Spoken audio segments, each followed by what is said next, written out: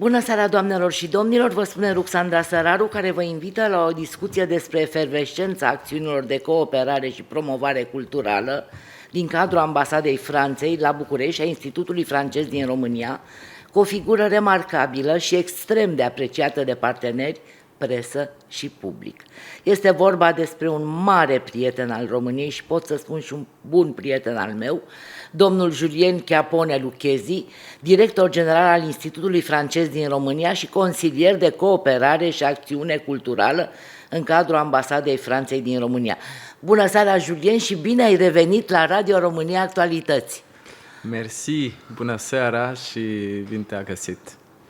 Dragă Julien, încă dintr-un început vreau să-ți mulțumesc pentru devotamentul și abnegația depusă în slujba relațiilor româno-franceze.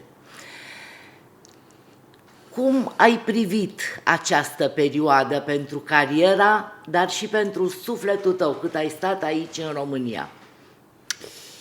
În primul rând, dragă Ruxandra, îți mulțumesc din suflet că m-ai invitat și că ai venit aici, la Institutul Francez din România, în București, la Bulevardul Dacia 77, pentru a avea această conversație.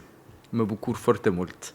Vreau să spun câteva cuvinte acum în limba română, pentru că, deci, nu pot răspunde spontan la toate întrebările tale în română.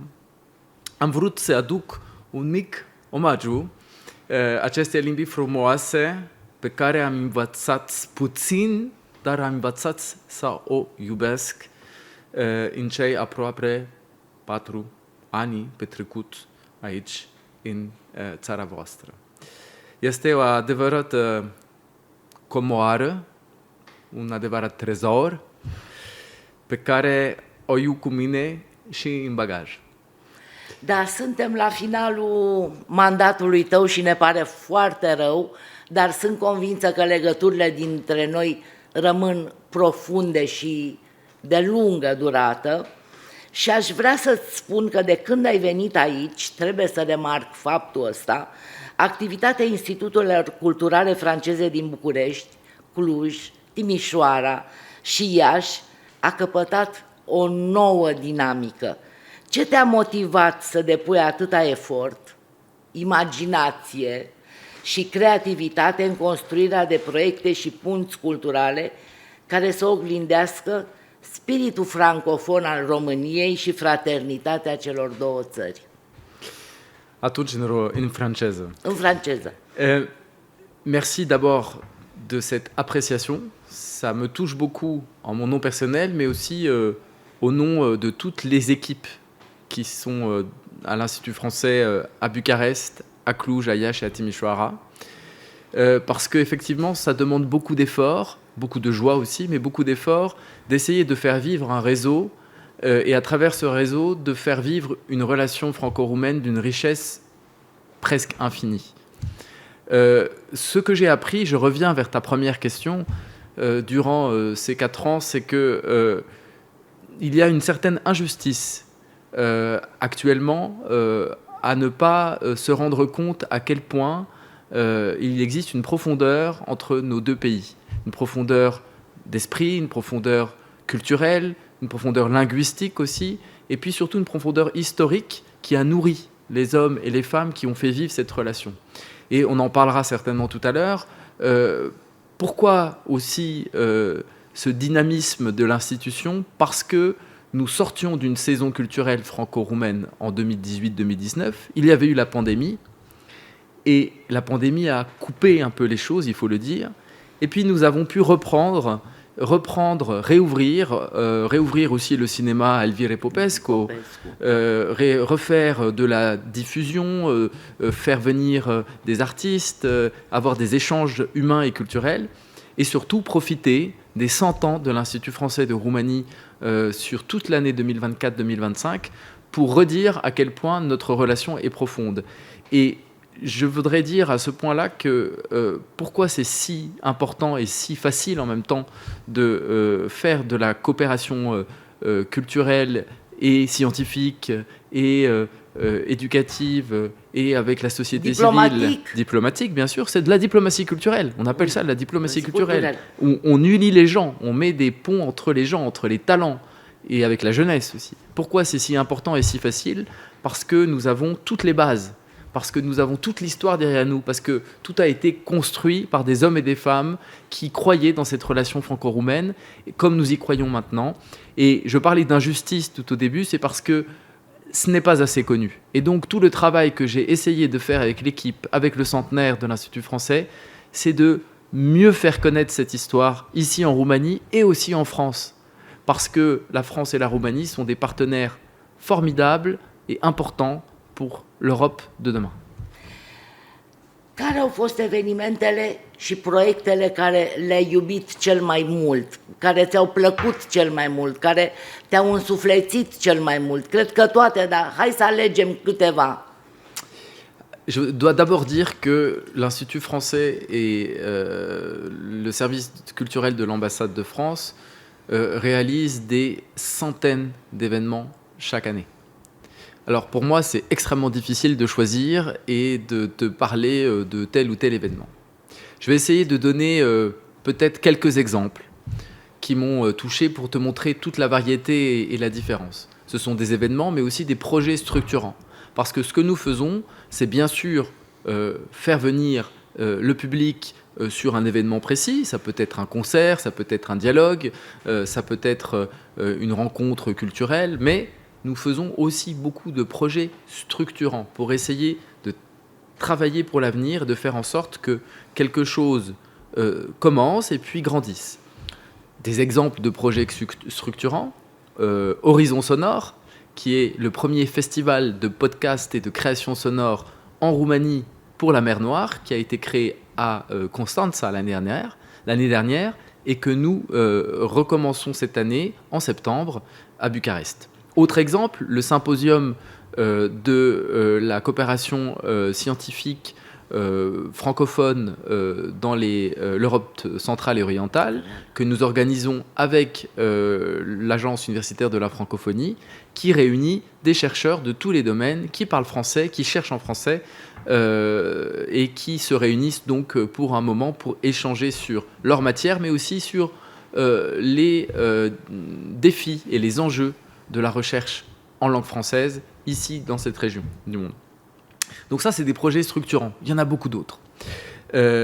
Donc, des exemples d'événements qui m'ont particulièrement touché, et particulièrement, j'ai trouvé que c'était vraiment important.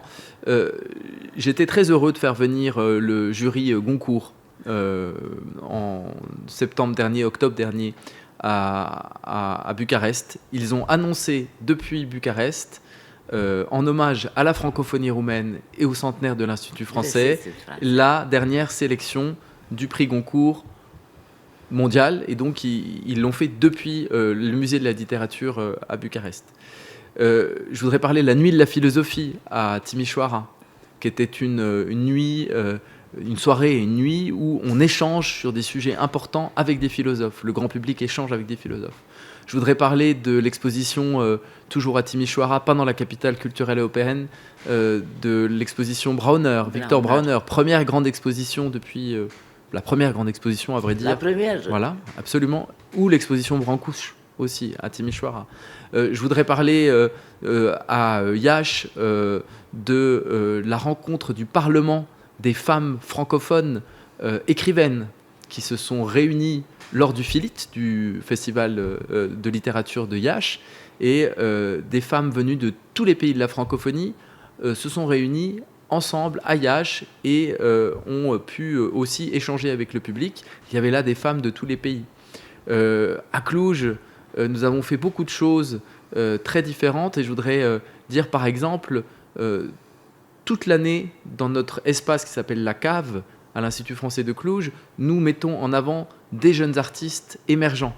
Ça, c'est important. Et c'est depuis Cluj aussi que nous avons créé, toujours avec cette idée d'ouvrir la Roumanie à la France, une première résidence nationale pour les jeunes artistes français, pour qu'ils viennent en résidence en Roumanie et qu'ils viennent travailler et créer et aussi connaître l'environnement roumain.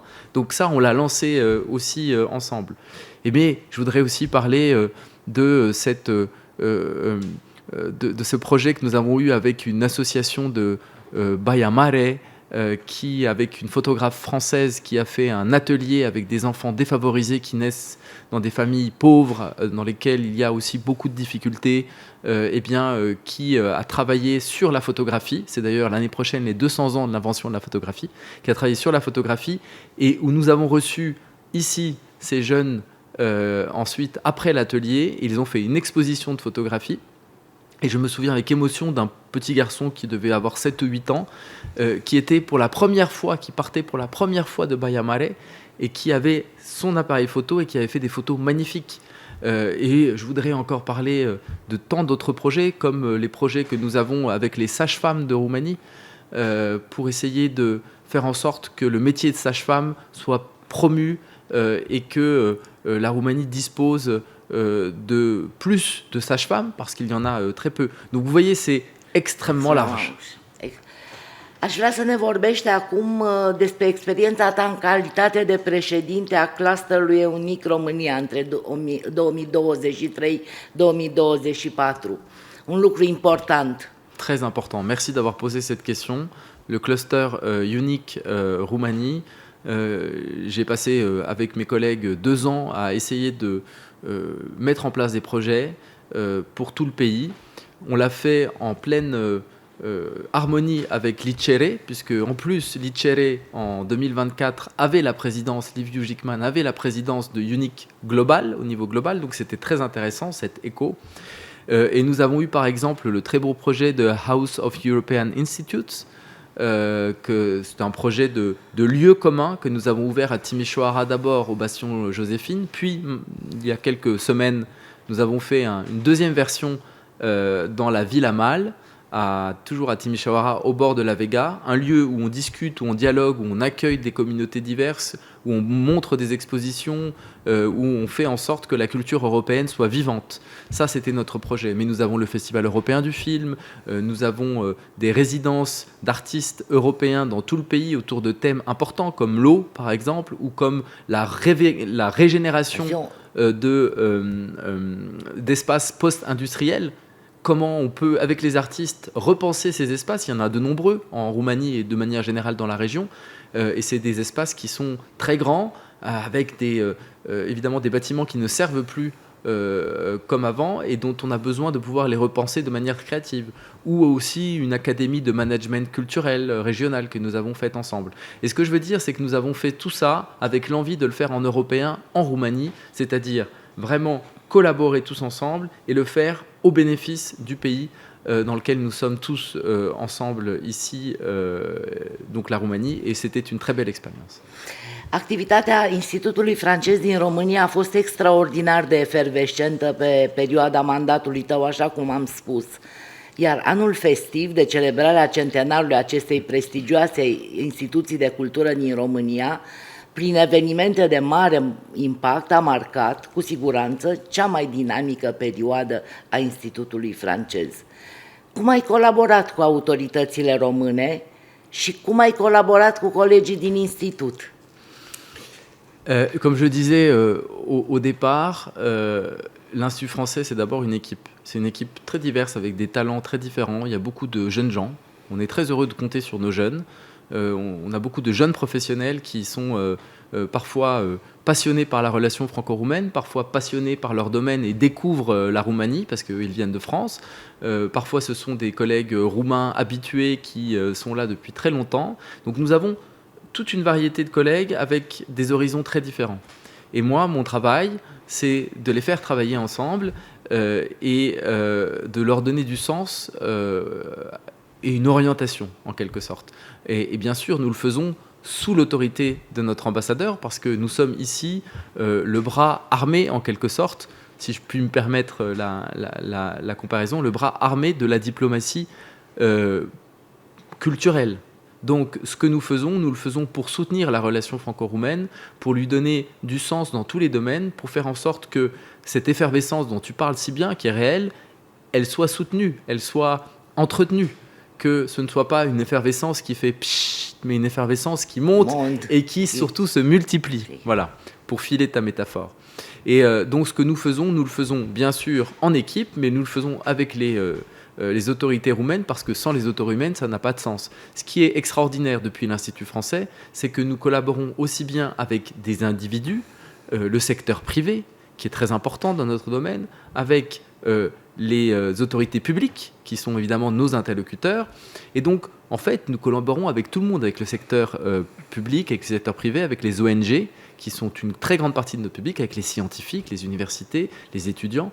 Et donc, en fait, nous sommes la première porte d'entrée vers la société civile, et nous sommes en relation avec les uns et les autres, et toutes ces communautés qui sont très différentes. Les journalistes en sont une, par exemple. Eh bien, toutes ces communautés, elles ont des liens avec nous. Et nous, notre travail, c'est de faire en sorte que des liens se créent entre toutes ces communautés et leurs homologues en France, pour que des partenariats structurants se créent. Et ici, elles sont toutes les bienvenues. Elles se mélangent aussi. Ça, c'est aussi intéressant de faire se mélanger les communautés. Et je crois que notre travail de coopération, il est vraiment intéressant à partir du moment où nous sommes reconnus comme un espace de dialogue, un espace ouvert, un espace où l'on vient chercher justement la rencontre de l'autre et en même temps chercher une coopération pleine de sens et pratique aussi. Parce que ce que nous faisons, c'est que nous recherchons les moyens de cette coopération. Les fonds européens, nous sommes nous-mêmes dans des coopérations avec Europe Créative, avec Erasmus+, avec Horizon Europe, avec des fonds privés aussi, des cofinancements. Tout ça est très important parce qu'il faut montrer que la culture, de manière générale, très large, non seulement contribue à la richesse nationale, mais elle est aussi une partie très importante de ce qui peut être la réputation d'un pays, ce qui peut être la proximité entre deux peuples, et en ce qui nous concerne, entre la France et la Roumanie. Donc c'est tout ça que nous faisons, et c'est un travail assez exaltant, à vrai dire, mais qui ne s'arrête jamais, qui est sans fin. Oui. Un moment important al manifestărilor a fost și expoziția itinerantă a poveștii celor 100 de ani a Institutului francez din România, care a ajuns și la Sibiu în primăvara acestui an. Aș vrea să ne povestești în câteva cuvinte despre cum a apărut ideea, cum s-a concretizat și cum a fost ea primită de publicul român. Alors, puisque tu parles de cette exposition dont je suis assez fier, je vais pouvoir un peu en dire quelques mots. Je le montre ici puisque maintenant on filme à la radio. Oui, oui. Voilà, donc c'est un joli, une jolie histoire comme ça qui est racontée. Et l'histoire de cette exposition, puisque là c'est le livret qui accompagne l'exposition, c'était de dire, voilà, nous avons 100 ans, il faut faire une exposition historique. Mais comment faire pour que cette exposition ne soit pas une exposition chronologique, un petit peu académique et peut-être un peu ennuyante. Pour qu'elle parle à tout le monde et puis qu'elle mette en avant aussi des artistes roumains.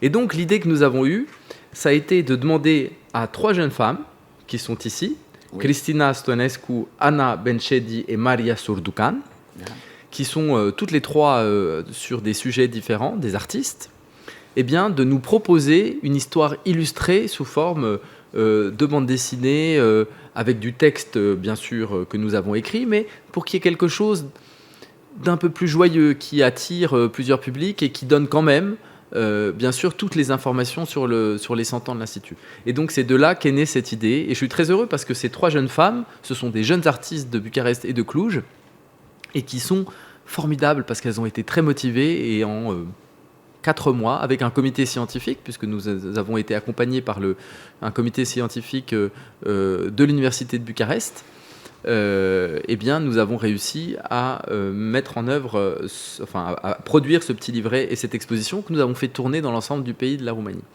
Et donc, je crois qu'elle est bien reçue parce que qu'on soit jeune, qu'on soit intéressé ou pas par l'histoire ou par les relations franco-roumaines, c'est intéressant de regarder, même les dessins sont beaux et on a envie de comprendre ce qui se passe et de voir un petit peu dans ces dessins quelle est l'histoire et la réalité de notre relation. Donc je crois que c'est une vraie réussite, j'en suis assez fier et j'en suis fier aussi parce qu'elle met en avant des artistes, des jeunes artistes roumaines.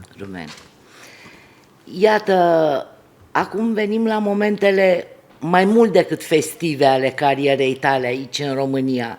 Cum ai primit acordarea de către președinția României în 2024 a Ordinului Meritul Cultural în semn de recunoaștere a rezultatelor remarcabile obținute în promovarea francofoniei în România și a imaginii România în spațiu francofon? Alors, c'est vrai que c'était un grand honneur que j'ai pris, je crois, avec l'idée que c'était le contexte qui le commandait. En fait, cette décoration, elle était remise et à l'Institut français de Roumanie et à moi-même parce que je crois que c'était une reconnaissance que la relation franco-roumaine culturelle et scientifique et éducative est spéciale, qu'elle est singulière, qu'elle a quelque chose de plus que les autres, et que la francophonie, justement, pour la Roumanie, est importante. C'est quelque chose qui singularise la Roumanie.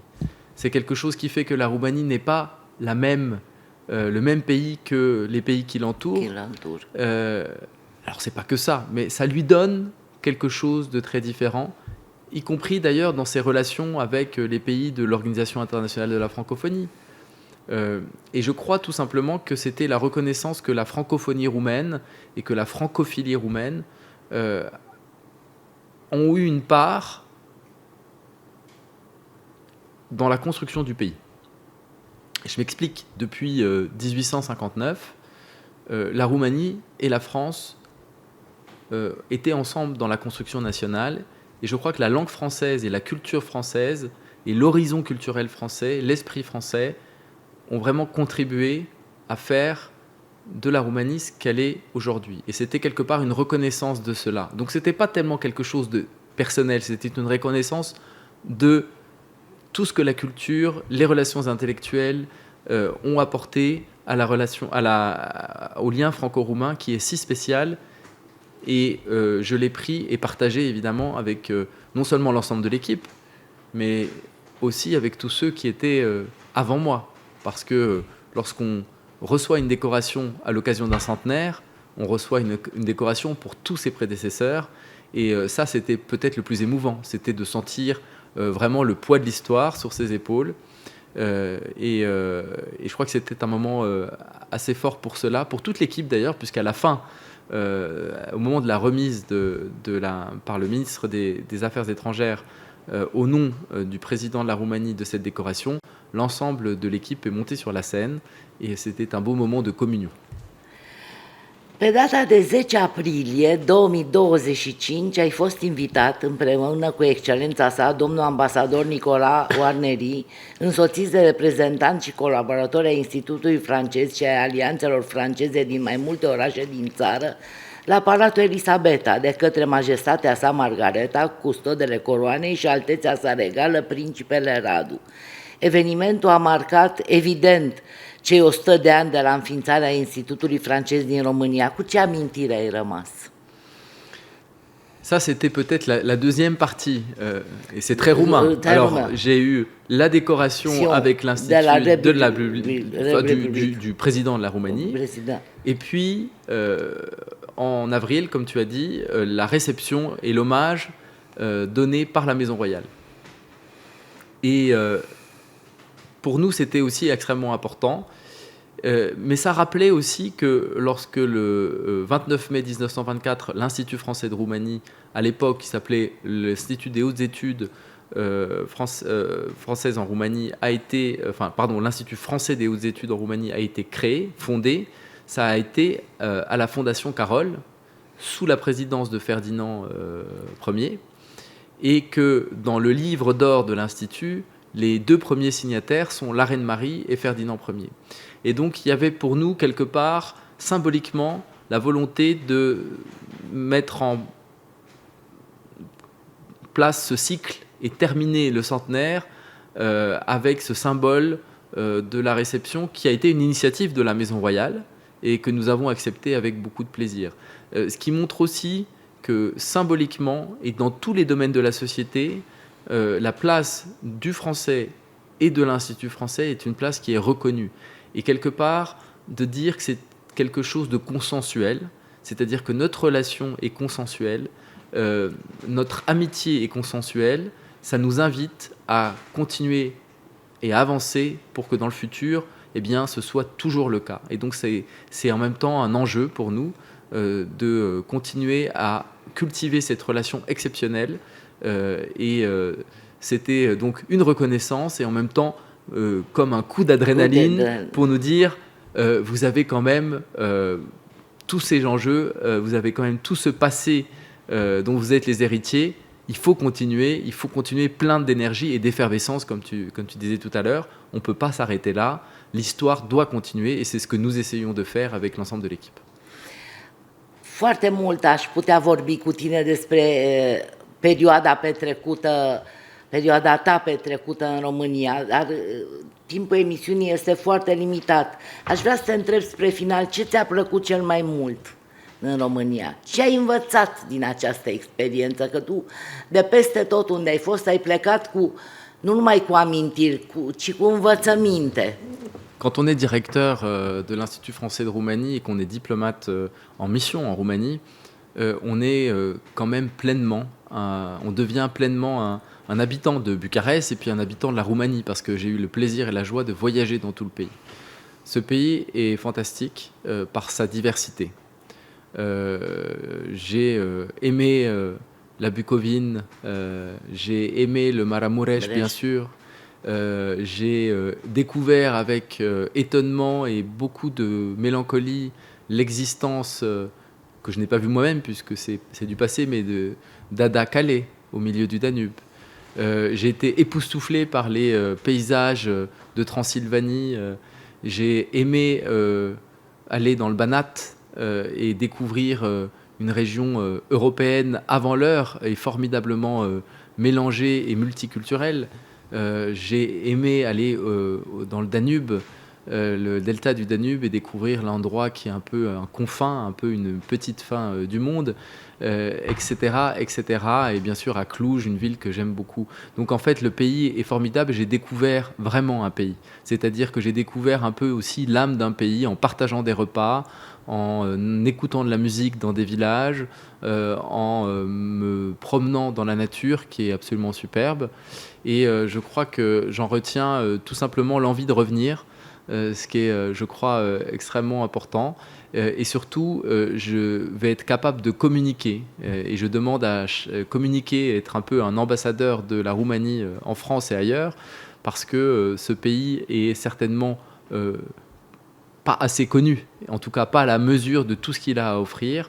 Et c'est un pays aussi très attachant parce que les hommes et les femmes qui y vivent sont particulièrement accueillants et que le fait que l'on vive en Roumanie pendant quelques années, on se rend compte que les Roumains sont d'abord très divers, comme je le disais, mais aussi des gens qui ont beaucoup de talent.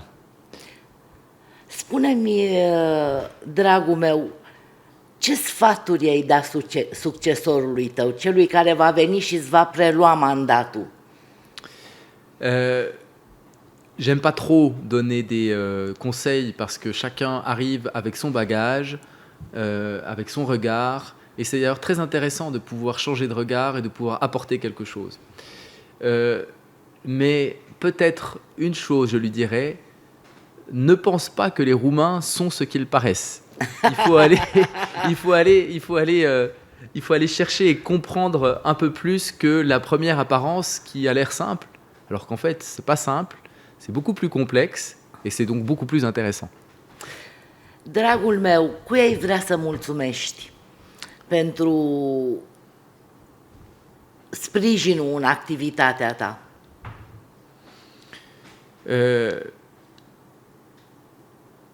Moi, je voudrais remercier tout le monde et je voudrais peut-être dire tous les partenaires, toute l'équipe ici. En fait, on ne construit un métier comme le mien, dans le métier que j'exerce, on ne construit une action multidimensionnelle que si on est capable de s'entourer et d'aller chercher les partenariats de qualité. Et donc moi, j'étais extrêmement heureux dans ce pays de pouvoir être en contact avec des personnalités extraordinaires et de pouvoir mettre en place un nombre très important d'activités qui, je crois, sont utiles pour tout le monde, pour tous ceux qui ont participé, pour le public qui a été là, pour les personnes qui ont bénéficié de nos programmes, qui ont bénéficié de la construction de nos projets. Et donc je voudrais remercier tous ceux qui ont pris du temps pour cette relation franco-roumaine, parce que je crois que c'est très utile et ça en vaut le coup. Sans la culture, sans la langue française, la relation franco-roumaine serait un peu différente, et sans l'Institut français, je pense aussi. Et donc nous avons finalement continué à mettre en place ce chemin. Et je voudrais peut-être dire en roumain, pour terminer, un message pour les auditeurs aussi, qui sont certainement pour beaucoup d'entre eux des citoyens roumains.